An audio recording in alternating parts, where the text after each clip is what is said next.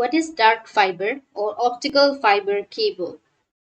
So, dark fiber and optical fiber cable are closely related terms in the field of telecommunications. So, optical fiber cable is a type of cable that contains strands of glass or plastic fibers through which the data is transmitted using light signals.